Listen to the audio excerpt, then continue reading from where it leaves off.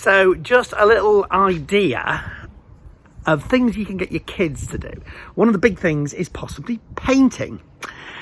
Kids love painting, so why not actually put them to good use doing some painting jobs around the house? Now, certainly if it's water-based paint, normally that is pretty safe, but I want to see kids especially taking all precautions, especially if it's paint which has got what's called a high VOC content, and you can see that on the back. That should be only used outdoors, and generally water-based paints are going to be easier than and probably safer for them to use. But we've got a swimming pool, and we've got a set of step ladders. They're very rusty, so I have now employed the services of my daughter Megan there, who, as you can see, is now beavering away doing her painting.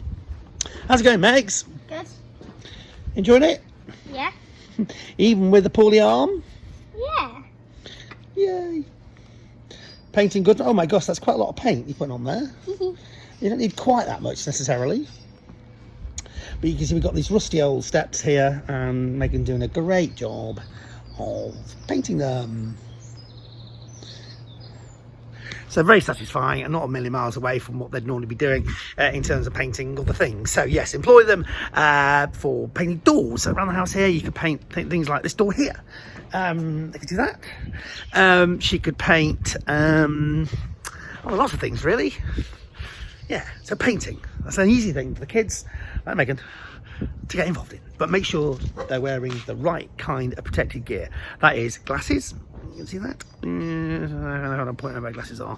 Oh, that's not working. Glasses. Oh yeah, there we go. Glasses and gloves. And if there's any danger of dust, they must be wearing a face mask.